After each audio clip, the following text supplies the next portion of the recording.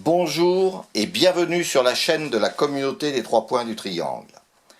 Pour cette émission, nous allons vous guider dans ce qui devrait être vos objectifs pour que votre monde change. Alors bien sûr, ce ne sont que des conseils, mais ils ont pour but de vous faire utiliser la méthode AC2D pour tout ce qui concerne l'évolution de votre monde. Améliorer le quotidien et l'espoir de chacun, mais pas dans n'importe quelle condition. C'est-à-dire dans l'humilité, l'amour et la sagesse, en excluant toutes les violences que vous pouvez constater lorsque certains manifestent. Proposez des baisses de prix plutôt que des hausses de salaire, car dans le système actuel qui vous concerne et qui est en vigueur sur votre planète, cela provoque une hausse des prix puisque le but est de faire de l'argent. Donc toute augmentation dans une chaîne se traduit invariablement par une hausse des produits vendus. Dans certaines professions, telles les agriculteurs ou les éleveurs, une restructuration des circuits de distribution est à revoir. Moins d'intermédiaires amènerait à une meilleure rémunération pour les uns et des prix plus bas pour les autres. Alors certes, la base des systèmes sur lesquels fonctionne la vie quotidienne des humains, qui avec les différents modèles sociaux ont démontré leurs limites, pour ne pas dire leur incompétence et leur incapacité, prouve qu'un changement profond est inévitable. Votre économie va devoir se réinventer pour se transformer. Les modèles actuels n'ont plus leur place dans l'évolution à venir. Le capitalisme est gravataire et ne peut continuer à être un modèle. Il doit évoluer pour laisser la place à un système plus performant où argent et dérivés n'auront plus leur raison d'être. L'évolution ne pourra se faire autrement. Cela implique bien évidemment du temps, mais en reste-t-il assez pour y parvenir ? 80 années seront-elles suffisantes ? Êtes-vous prêt réellement pour cela? Les questions sont posées. À vous d'y répondre dans le peu de temps qu'il vous reste d'ici à la fin du siècle. Volonté et courage sont les deux seuls moyens dont vous disposez pour y parvenir.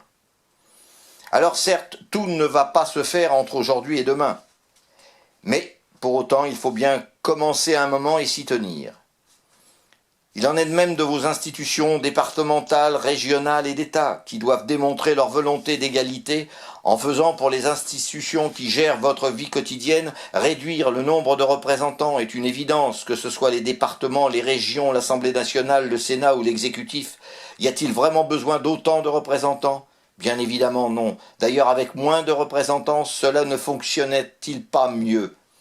En plus, dans l'état actuel du fonctionnement de vos institutions, cela représenterait de sérieuses économies. Pour autant, n'oubliez pas qu'il vous faut vous diriger vers un monde sans argent, ce qui, bien évidemment, va vous demander de sérieux efforts, mais surtout à ceux qui ont fait de l'argent leur seule réalité. Les institutions universelles fonctionnent parfaitement parce que l'argent n'existe pas. Il n'y a ni droite ni gauche. Ceux qui représentent les peuples n'ont aucun intérêt matériel, donc ils le font par charisme. Protéger votre planète est indispensable pour votre avenir et celui de vos descendants. Mais faire de l'écologie qu'avec une partie des pollueurs n'est pas possible, car tous le sont, mais à des degrés différents. Si l'orientation vers les panneaux solaires, les éoliennes peuvent apparemment sembler résoudre une partie des problèmes, il n'en reste pas moins que l'industrie, les compagnies aériennes, les supertankers, les transports de containers et les bateaux de croisière sont à eux seuls responsables de plus de 60% de la pollution de votre planète. Des solutions, il y en a, mais il semblerait que l'on occulte ces dernières, et pour quelle raison ? Mais l'argent, bien sûr. Des découvertes faites au siècle dernier pourraient modifier considérablement l'impact sur l'environnement. Seulement voilà, les multinationales verraient leurs revenus décroître, les États perdraient la TVA, à croire que l'argent est plus important que l'humain ou que l'environnement, pourtant vital à vous tous. L'évolution technologique se fait sans s'assurer des conséquences. L'important est que cela engendre toujours plus de bénéfices. Mais ce n'est pas une vue étroite par rapport au devenir de la race humaine. Vos opérateurs téléphoniques laissent des zones blanches parce que pas assez rentables pour poser des antennes. Mais alors pourquoi, avec la 5G, ils vont devoir en ville mettre une antenne environ tous les 100 mètres? Eh bien parce que, apparemment, les risques sanitaires ne sont pas aussi anodins que l'on veut bien vous le faire croire. D'ailleurs, vos scientifiques s'inquiètent sérieusement de l'impact de cette 5G sur les insectes et par conséquent sur la vie faune, et du déplacement de plus en plus important du pôle magnétique du Canada vers la Sibérie, les obligeant à revoir tous les calculs en permanence pour permettre de situer avec précision le pôle magnétique. Alors, L'usage des ondes pour les GPS, smartphones, téléphones portables, tablettes, etc. ne sont-ils pas impliqués dans ce changement?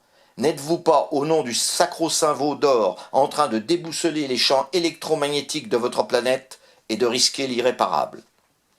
Il paraît évident que votre avenir dépend de votre capacité à changer le cap de votre évolution.